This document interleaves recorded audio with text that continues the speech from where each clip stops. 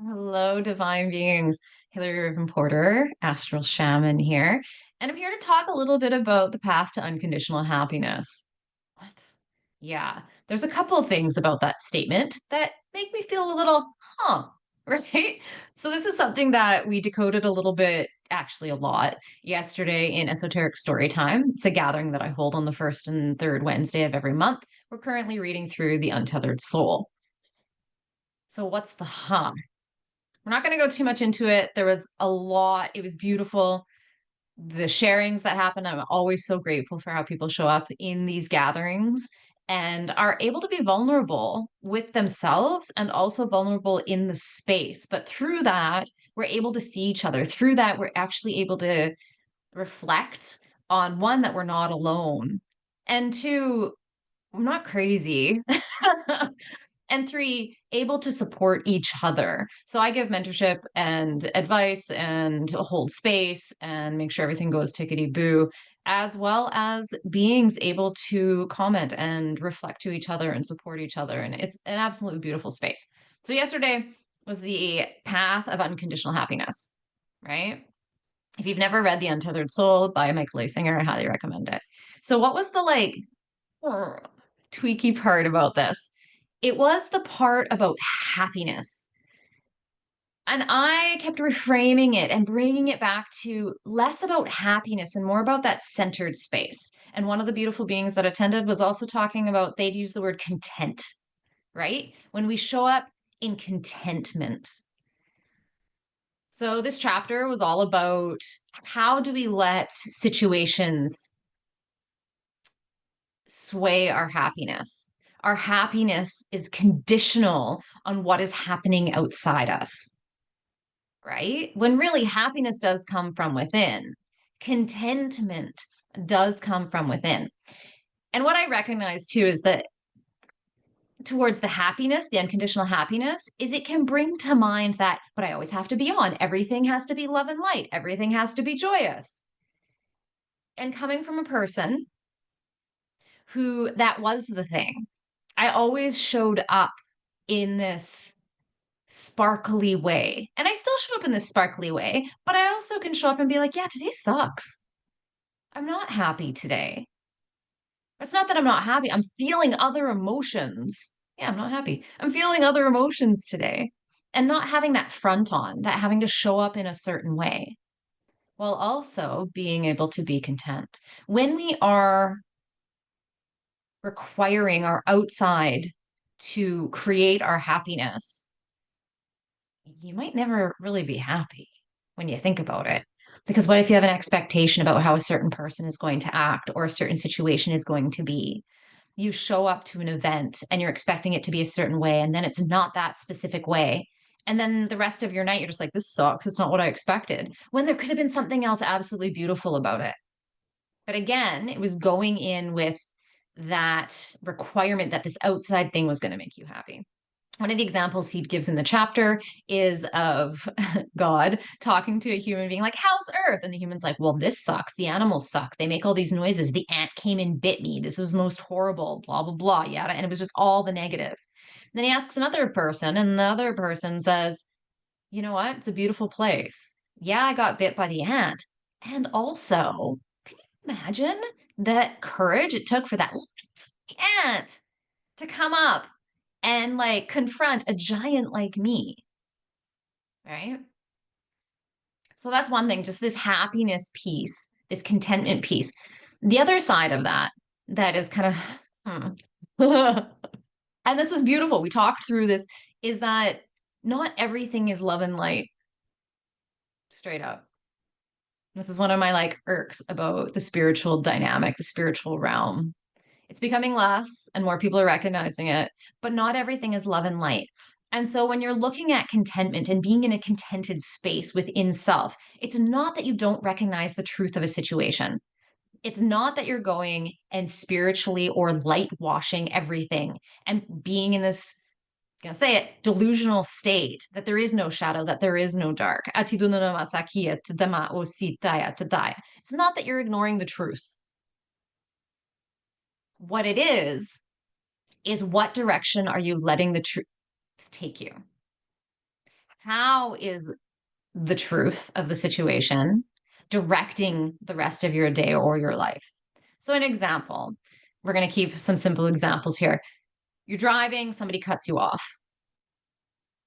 Sucks. I can't believe that person did that. And then the rest of your day, you're replaying this fact that your nervous system is jolted and this person cut you off and it was so intense.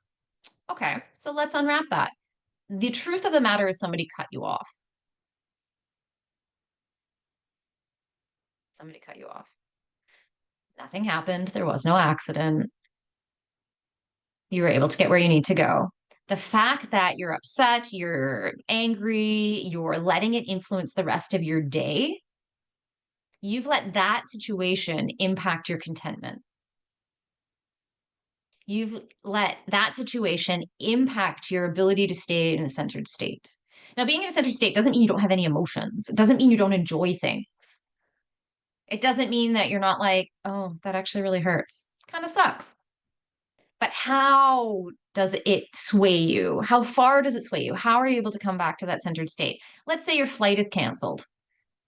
Or let's say, this happened to me the other week, I show up to the bus. The bus is pulling away. I missed my ferry. I'm like, okay, sucked. It was cold out. And I was like, okay. So I went over and I checked out the casino. I didn't actually go in the casino part because lights and flashy too much. But I was like, oh, I've never been to this hotel. Interesting. Discovered a couple new things, stayed warm, had a sit down, just like chilled out.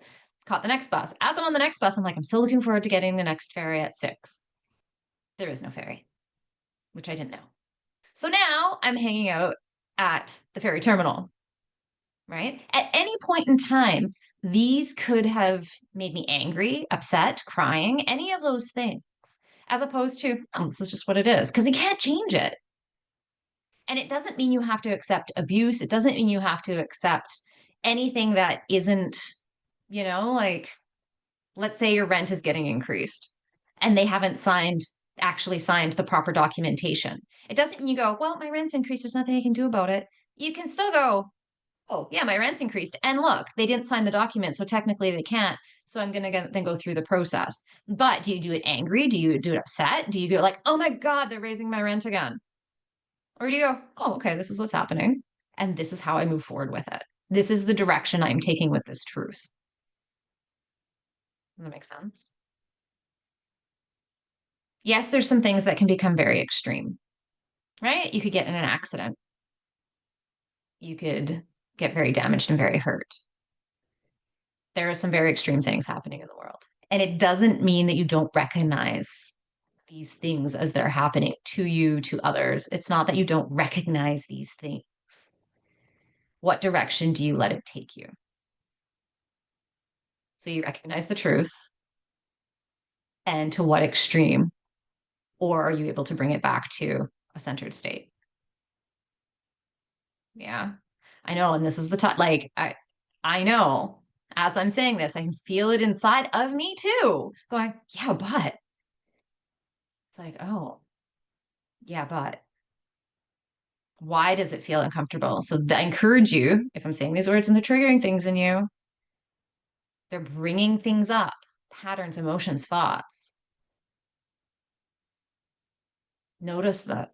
Notice that, like, oh, she's talking about like unconditional happiness, unconditional contentment, coming back to the space of contentment, not being influenced by these outside things, including the big extreme things.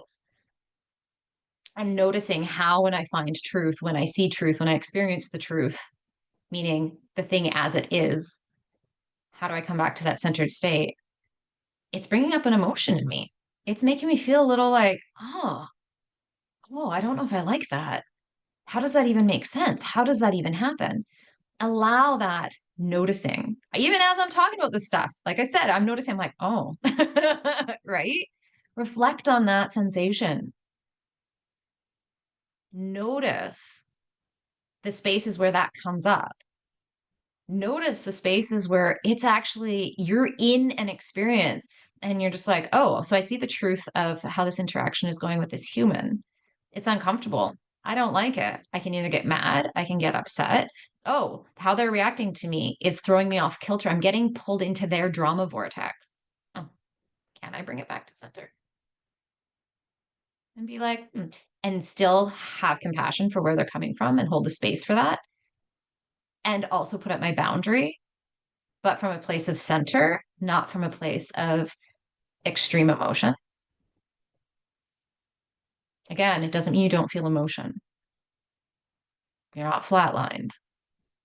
And this is another one of those intangible tangibles that once you've felt this space of, oh, that's what it's like to remain at my core, at my center in all the situations and still be present and still feel and still be human.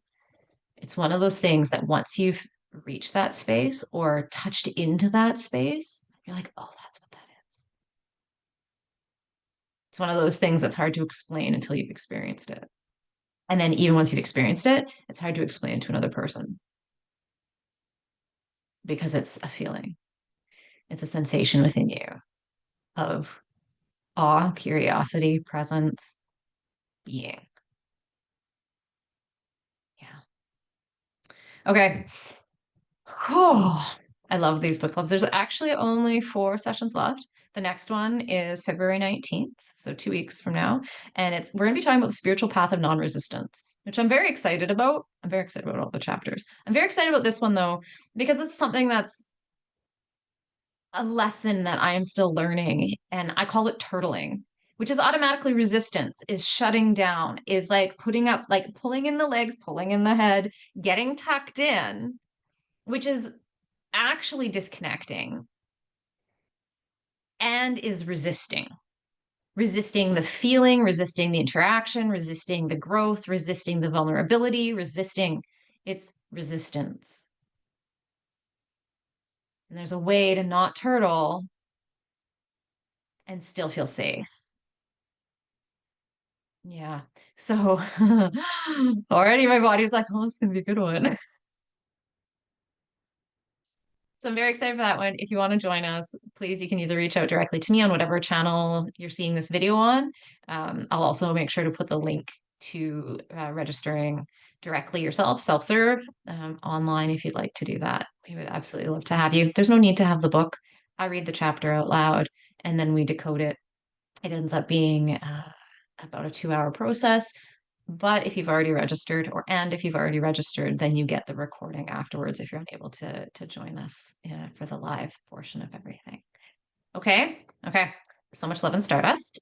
I'm off to, yeah, move my body to integrate even this stuff, right? That we were just talking about. Okay. So much love and stardust. We'll talk to you soon. Bye.